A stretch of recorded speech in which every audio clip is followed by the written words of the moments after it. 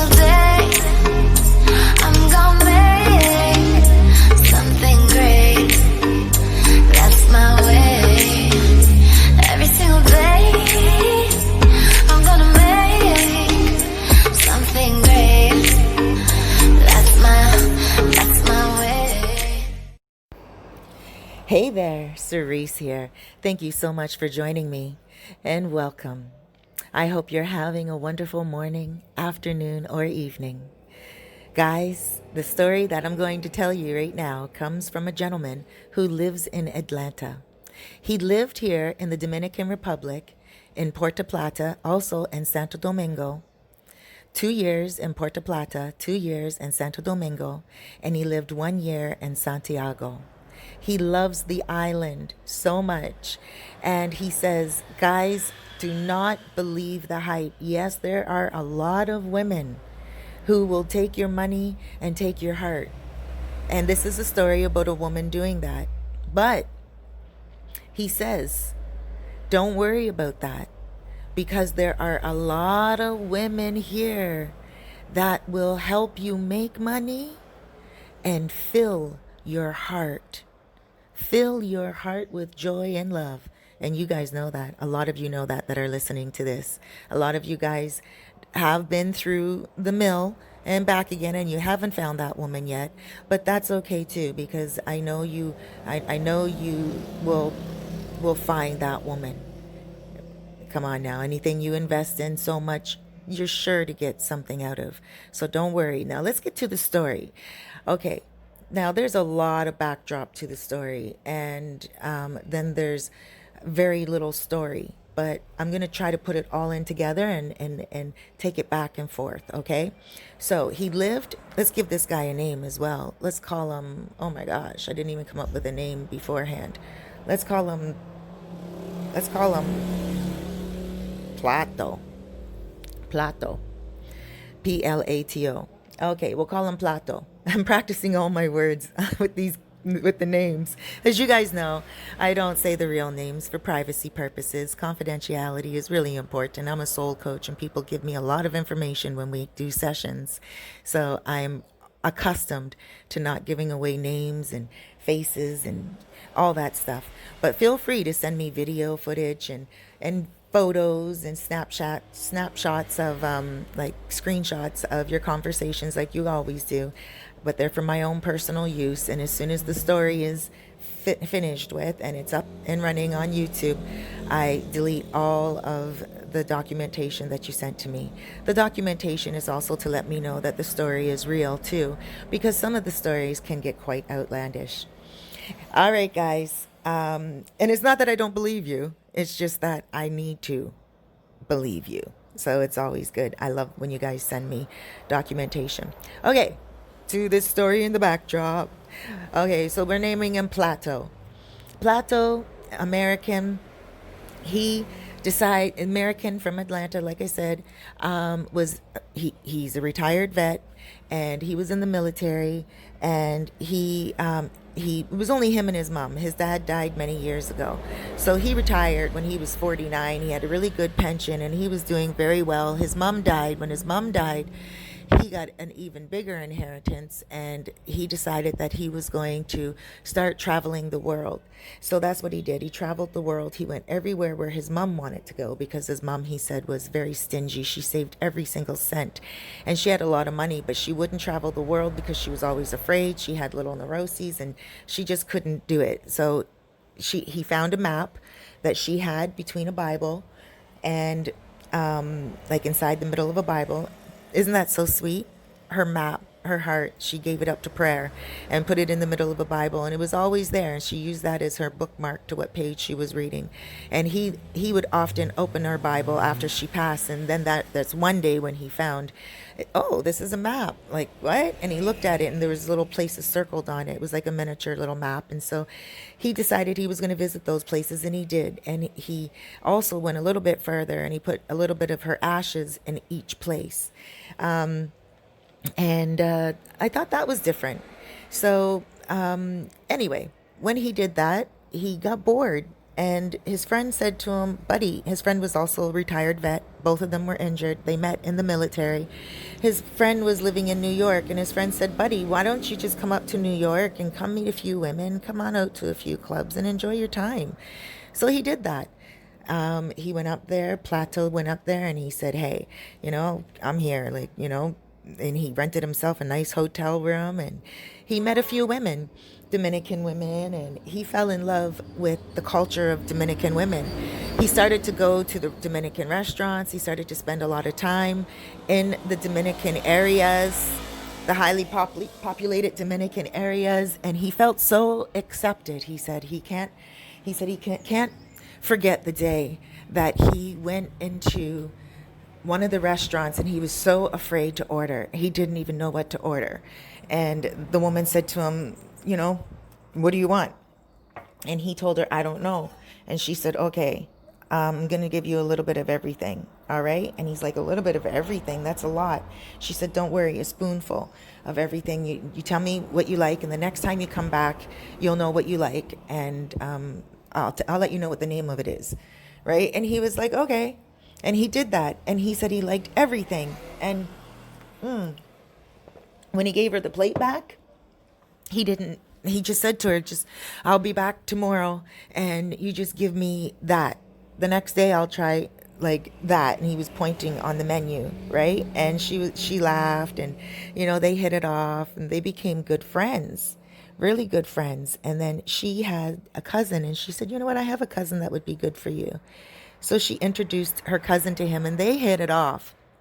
And he moved her back to Atlanta. And they lived in Atlanta for about a year. And then she ended up cheating on him with his cousin. So he left her. And because his cousin let him down like that, he also sold his house, his family home, and he decided to move to New York. When he got to New York, he couldn't stop thinking about his ex-girlfriend. And he found himself still going back into the same restaurant all the time because he really did love that family. And they loved him and they felt sorry for what he went through. And they were even giving him free food at times. Not that they had to because he was always paying and giving large tips. But they would always give him discounts and everything because they loved him. So they suggested to him that he should come here to the Dominican Republic and meet a woman here. And they told him that they could help him out and in Puerto Plata and they could help him get settled. And they did. And he did come here. He came here. He arrived in Puerto Plata and their family picked him up at the airport. When he arrived, they helped him with everything.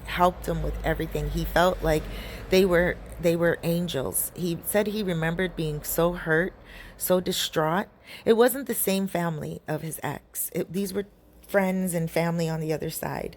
But he said he remembered being so distraught and so hurt, and just like the people here were showing him that not everyone is like that.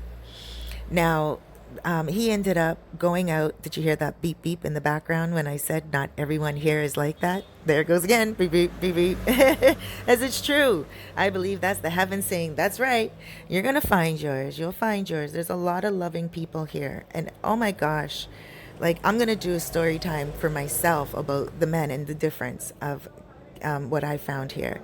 So anyway, I found some very good differences with Latino men. Very positive differences than North American men. And it's not to shun North American men or put them down, but I think that they could learn a thing or two. And likewise, both ways.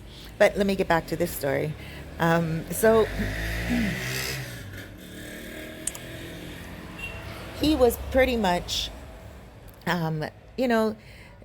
just living his life here. That's what he came to do. And he came here for an indefinite amount of time. He just didn't know when he was going to leave. So he's in Puerto Plata. He starts getting out, looking around, and he met two women. Now, the two women were very good. They were very nice. But one of the women just seemed like she was a little bit more into herself. And she reminded him more of his ex. And he really didn't want another episode of a woman wanting another man and cheating. So he decided to take the other woman. And he told me, Cerise, both women were beautiful. So he decided to take the other woman. Now, him and that woman, they were together for quite a while. They were together for, well, they dated in the beginning for 3 months. Then he moved her into his, what he called the palace. Because when she first went in there, she said, "Oh my gosh, your home is like a palace."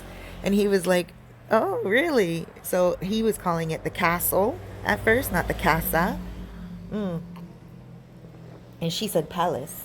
So he said, "Okay." So he calls it the palace. And so it was very big. He showed me pictures of it, very grand, huge, huge. It was probably way too much for the two of them. But they tried to have babies. They couldn't have babies. Uh, they went to the doctor, and she paid off a doctor to say that she couldn't have babies. How did he find this out? He saw the doctor one night when they were all out. The doctor was a female. And he saw the doctor one night when they were all out at a club. And he was out with his friends that night, not with his wife. And oh, yeah, he got married to that girl, too. Oh, my gosh. Let me back up. Let's give this girl a name. Let's call her Tracy. Uh, Tracy's not a common Latina name, but we'll still call her Tracy. So him and Tracy got married. His intention was to be there and eventually, like, be here, eventually get his residencia and stay. They invested into some businesses. They were doing very well. And the relationship was very strong. And he wanted a baby. He was getting up in age and he wanted a baby. He was, at this time, 52. And so she just was telling him that they doesn't seem like she can get pregnant. And then, he believed her. So he decided that they just wouldn't have any children. One day he was at a club with his buddies, and that's when he saw the doctor. The doctor was very intrigued by him. The doctor knew he was a wealthy man, and he is a wealthy man. His mom left a very nice inheritance to him. Inheritance was, like he said, in the six figures, and he lives very meagerly. He traveled the world. He saw everything he wanted to see. He lived very lavishly. He said he knows where he knew where he wanted to be most, and it was here. So, the doctor could tell this from him, sense this from him. And the doctor went up to him and said to him, "I want to tell you something. Your wife is on the pill." And he was like, "What?" And she's like, "Yeah." She said, "Please, I know I can trust you. I know that you really want a child," because they would go to appointments together. He said to me, he's like, "Cerise, I would go to appointments with Tracy, and we would be sitting in the doctor's office, and the doctor would look me dead in the eye and tell me, 'Oh, I don't think she's able to have babies, but I'm going to take more blood tests just to see if her blood's doing differently now.'" And then she would look at Tracy and be like, "Have you been eating your vitamins, like taking your vitamins? Have you been eating good food?" And, and he said, "Cerise, this doctor was lying for her." And I was like, I've heard these stories before, but they're not really that true, and wait till you hear this story, guys. Wait till you hear this story. So anyway, I'm sure there's some scary stories out there all around the world. I've heard some stories in Canada. Oh my gosh, I almost died at the hands of a surgeon in Canada. Okay, so there's some crazy stories out there, but let's just get to the meat of it. So the doctor tells him that all that was a lie. And he was like, "What?" And she's like, "Yes. And I can show you prescriptions that I've made out that your wife has filled for the birth control pill, but I know I can trust you."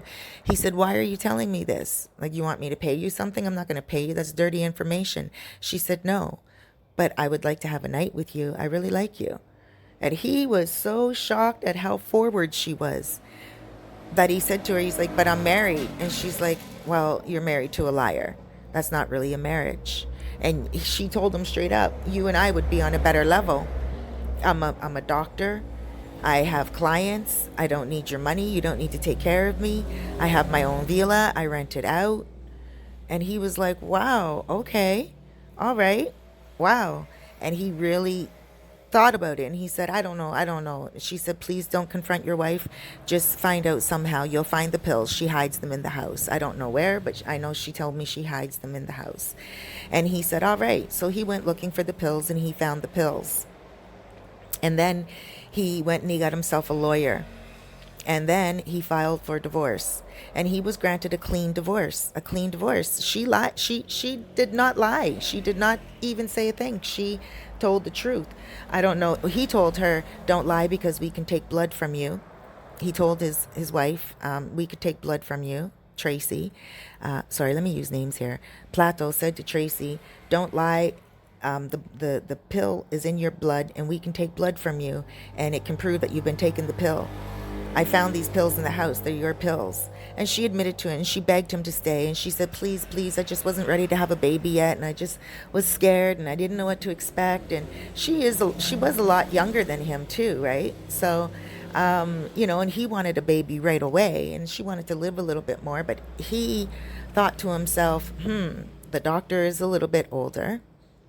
The doctor is ready to have a baby. You can tell, he thought, The doctor does have a degree. She does have her own business of being a doctor, or she's a physician, come on, so she can provide for herself. And so he thought and she's beautiful, and she has the same culture. So Plato thought, why not sacrifice? So he did. He told his wife Tracy that they're having a divorce. He gave her some money to make sure she could take care of herself. He didn't just leave her high and dry, because he knew he was being devious as well. And he knew that if the doctor wasn't in the picture, and if he did find pills in the house, he would have forgiven his wife. So now, that was it. He sold the house and everything. He moved in with the doctor. The doctor had a very beautiful big villa, and she was renting out rooms, and he humbled down, and those two had a little side house, a little casita on the property.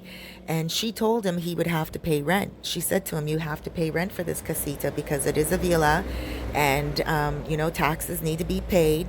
And if you weren't here, I would just sleep in a room that's empty that night. And that's true. She would just, like, if there was an empty room in the villa, she would sleep in that room. But if it was high season and all the rooms were taken, she would sleep out back in the shack area, and she had it set up like a bedroom. And that really astonished him. He said to me, Cerise, that was the first red flag. Yeah, there's red flags, guys. All kinds of them coming up. And he says that should have been the first red flag. Why is she sleeping it there? Why didn't she have another home built for her? She's a doctor. She has a big clientele. And so, and most of her work was not pregnancy work. It was Botox work, injection, and also filler, and also mesotherapy, where they inject vitamins into your face to make your skin more radiant. So she was making, a few hundred a day, every pop, from a lot of women. She had foreigner clients and everything. Okay. So he thought that was the first red flag. Now, the next red flag was her telling him he had to pay rent in the side house, and she wasn't paying anything. She said to him, well, it's her property, and she has to pay for the electricity, and she has to pay for the taxes, and she has to pay for so much more. So, he's going to have to pull through a little bit. And he had no problem with that. He said, okay, all right. He understood. And so he was paying $600 a month for a little casita. And he knew it was above and beyond. When he told me that, I was like, $600? And how long ago was this? What? This woman that should have been the second red flag. And he said it was. But anyway, so now they're living there. They're happy. He's free to get married again. She talks him into getting married because he still wants to get his residential papers here and become a resident. And he heard that by being married, he would be able to get his residence easier. Now, I don't know about that. I heard that's not true. I heard it's easier for women. It's different for the women than it is the men. But the laws could have been different back then. So So like if you're a woman and you're coming here and getting married, it's easier for you to get residencia here. And then then it would be for a man coming here marrying a woman. So that's what I heard last 2 years ago. Again, the laws could have changed even since then. So now let's get to the meat of the matter. So he decides that, well, it's in his best interest to marry her. She has her own practice. She has her own, she's a doctor. She has certificates all over the office where she works and everything. So he thought she's legit. So, but the office where she works was not her office. She paid monthly fees. So, not even monthly fees, she paid daily fees. So, when she was using the office, that's when she would pay rent. Like most people who are here and stuff like that, they don't have offices, and most people too. I did that as well in Canada many years ago.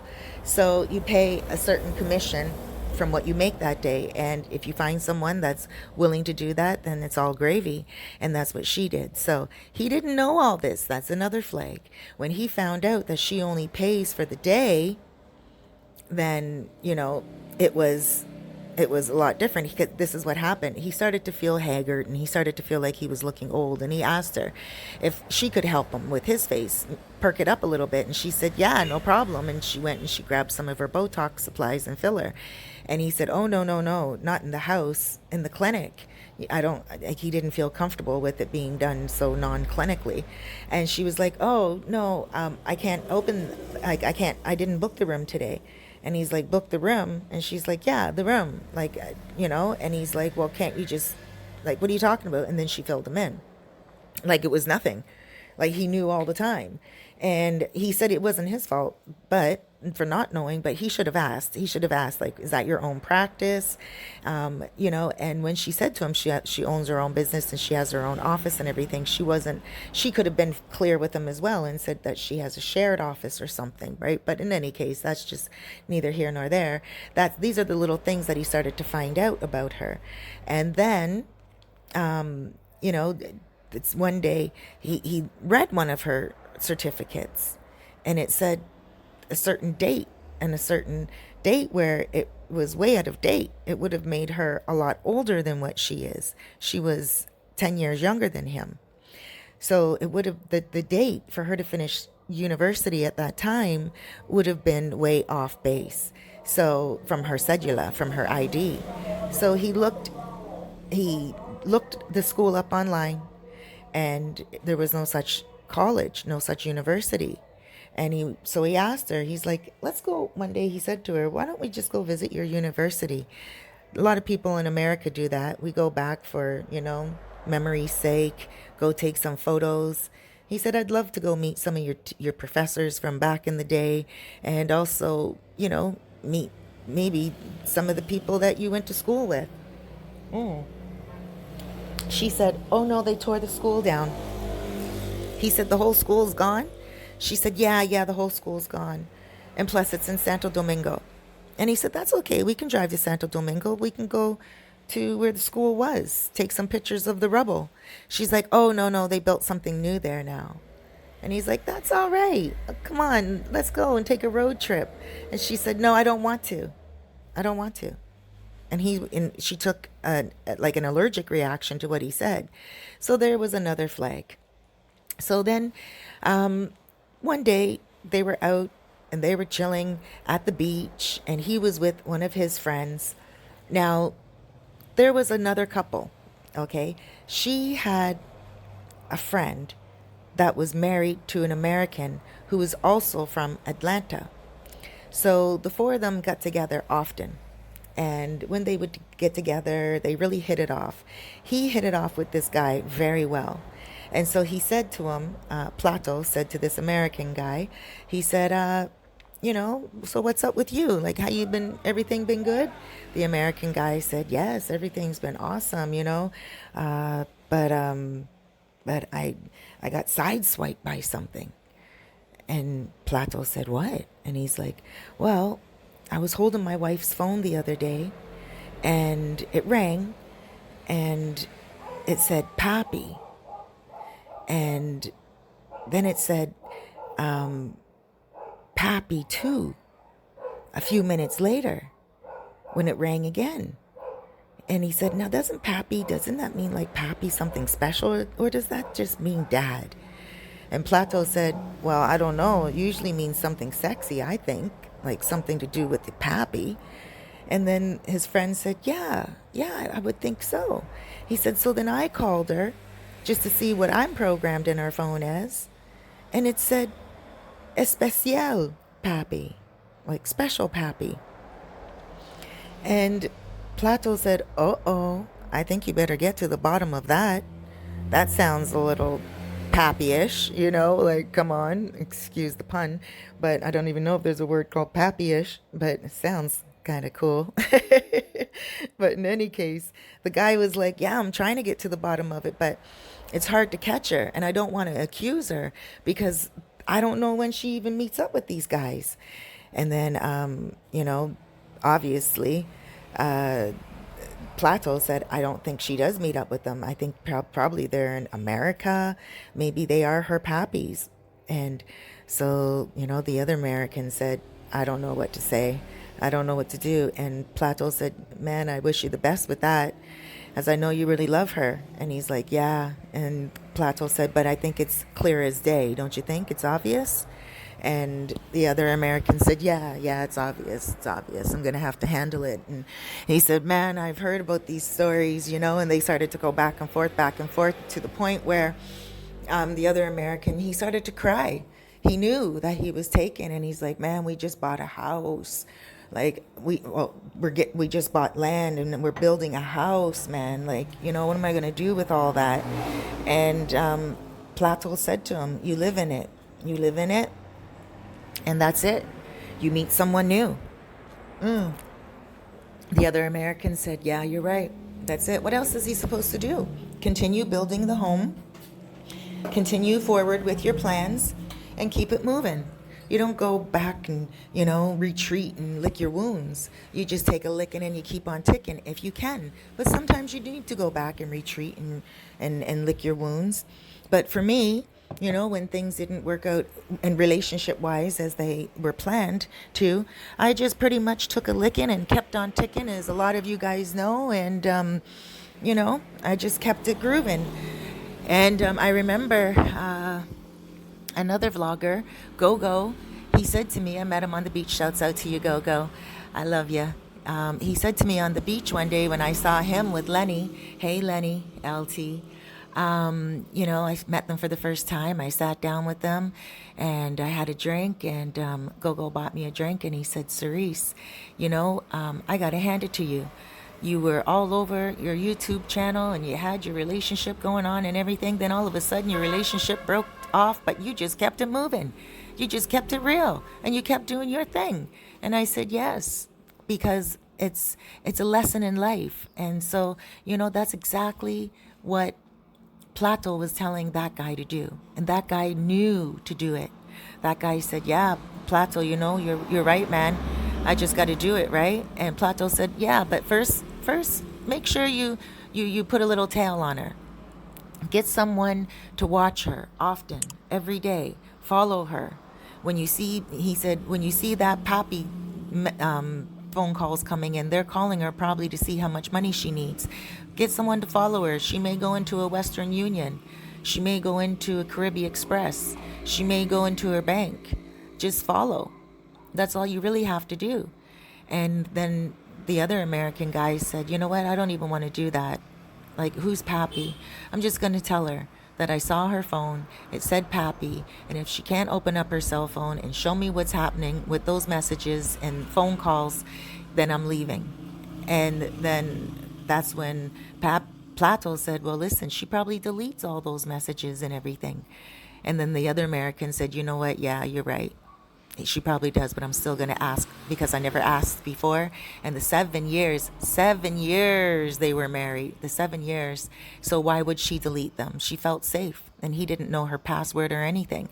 And so Plato said, you know what? You might catch her by surprise then. You're right. If you never asked her before in the 7 years and, maybe she did get a little lazy and there's at least one thing there that can give you the kick to get out. And so that was it. Plato decided that night to go home and check his wife's phone. And when he checked his wife's phone, he didn't see anything at all that looked suspicious. And he felt so bad, so bad.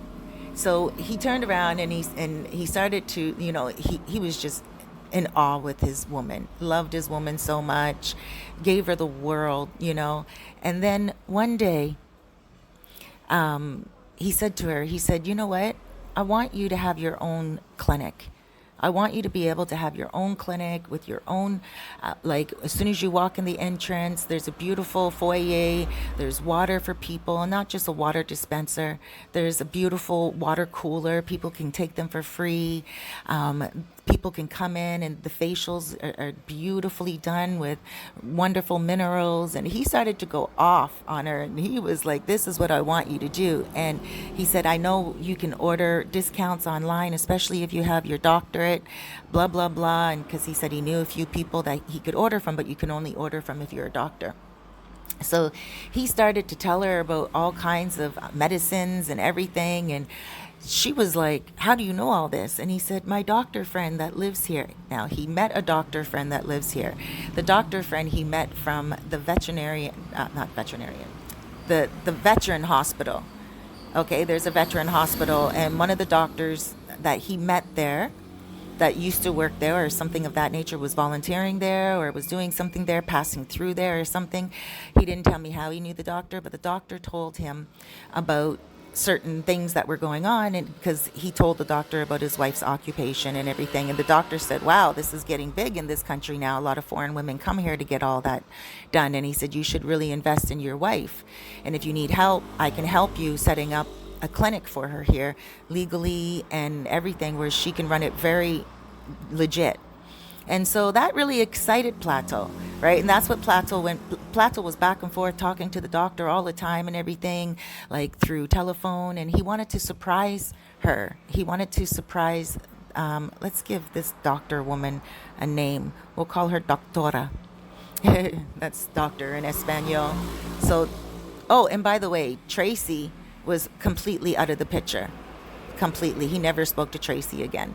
So now Doctora decided that she was going to be this wonderful woman to him and just continue to lie, and live this double life at the same time. So she had to finally admit, once he was talking to her, he said, listen, I need your credentials. I need everything about you. I'm going to set you up in a clinic. It's going to be totally legit. It's going to be your own.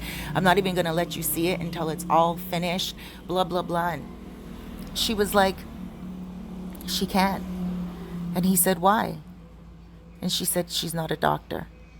Everything's fake. She's not even a nurse. She learned everything she learned was from a clinic she used to work in. From another woman, a foreigner woman. She used to be a helper, and she learned, and she just studied the facial muscles, and she studied a lot of the stuff.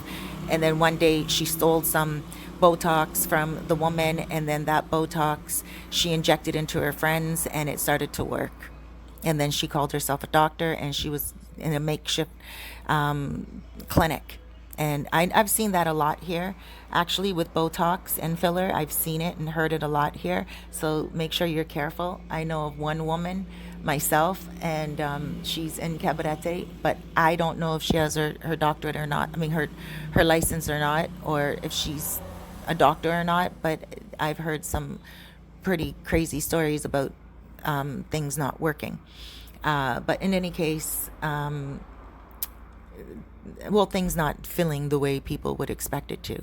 But in any case, I don't have proof with that, so I won't go on with that any longer. But this other woman was doing that, and she had to admit to Plato. And Plato was just astonished, and he looked at her and he's like, oh my gosh. He didn't know what else to do. He packed up everything that he had, like his clothing, and left, because that was her villa anyway. And so when he left, she was like, oh, she was sad. She was really sad. She didn't know what to do.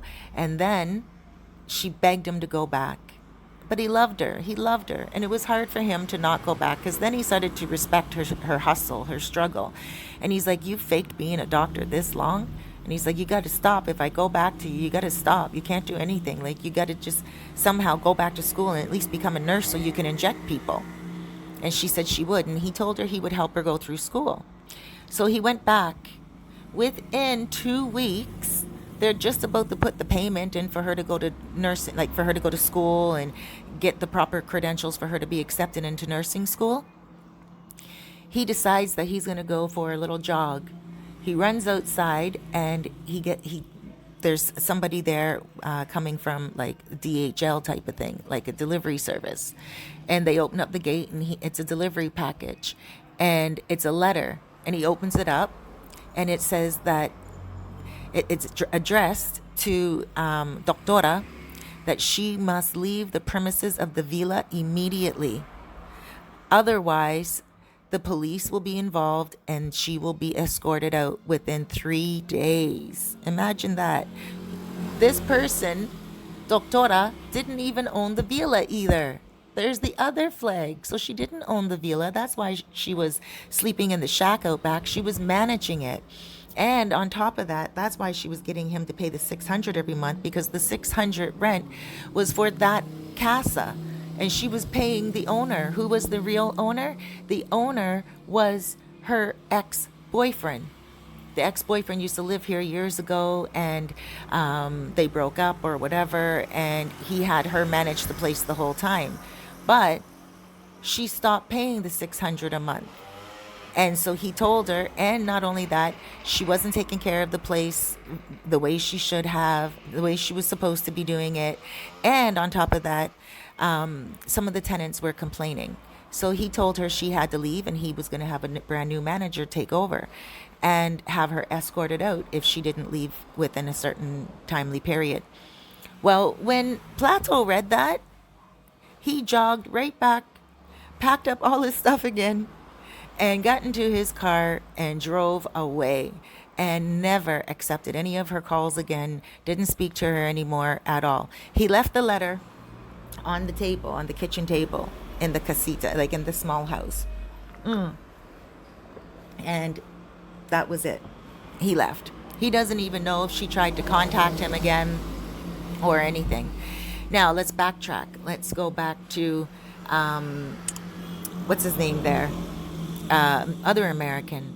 He ended up leaving his woman as well, and he moved in the North Coast still, but he moved over this way towards Sabaneta. He moved to a place called Isla, and it's a beautiful little area. He has a new girlfriend there, and they're planning to get married soon. And he was granted a divorce, a very quick divorce from that other woman, because she ended up admitting everything as well. And when he confronted her. So, a lot of stories in one when it comes to this, a lot of twisted stories.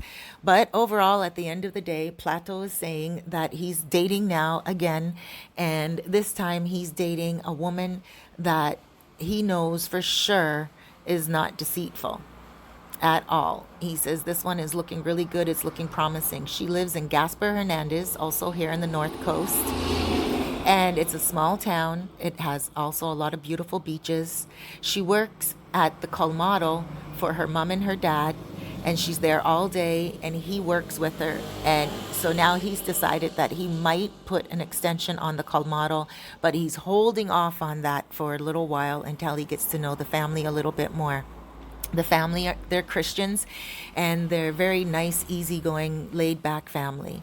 They're not the type that goes to the Rio every Sunday for a party, and he says he wishes they would do that because they're a little bit boring at times, he says. But he says at the same time, he's getting to know them, he's getting to know the countryside, and he's getting to know, not that Isla is country, but it is a little bit more remote.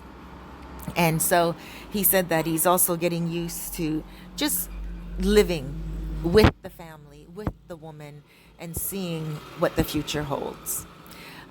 He also has advice for you guys that may be going through things and that have been hurt a lot. He's saying, don't give up the faith. keep on striving. And he says the same messages to you guys as he gave to the other American man. Don't turn back if you don't have to. Your heart may be hurt, and you may feel like giving up, and you may have a negative impression about women overall, but don't. He says that you will find the woman. Just be patient. Be patient. And I agree with what he said as well. Be patient. I'm patient here, and there's just so much more in this country to enjoy other than just a relationship. Yes, it's nice to have a companion, and the Latin companions are very awesome. They really are. But just take things in stride. Don't move too quickly. And, it's easy to think about marriage very easily. It's very easy to think about living here for the rest of your life after being here for just 2 days. But take things in stride. Breathe it all in. Relax. Calm down. Go with the flow of the water. Learn from the currents, the waves. Yes, sometimes you can be strong in love. Other times be calm. But never go too far off the beaten path until you know for sure that about everything that's going on. Now, and always ask questions. Be thorough with the ones that you love. Don't be afraid to ask questions. You're not being nosy. Not at all. I'm a person that asks a lot of questions, as a lot of you guys know. And you know what? Some people will say to me, Cerise, what are you, the FBI? And I'm like, no, it's just I'm a curious person, right? And I think when people ask me questions too, I love to answer them. So I love to answer questions so much that I actually think about the answers deeply before I answer them, because I want to make sure that that question can become a conversation. It's always, I love talking, and I better stop talking now because now I'm going off track. But at the end of the day, when you guys come here, take it easy on yourself and just go with the flow. Be like the current. Do what Bruce Lee says. Be like water. Be like the container, Just go with the flow. When you're in Rome, do as Romans do.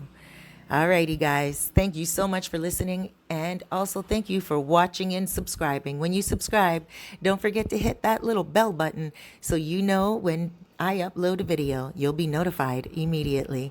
Guys, if you have a story for me, you can send it via WhatsApp to 829-702-7726.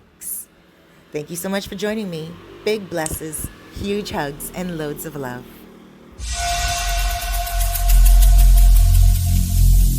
Every single day, I'm gonna make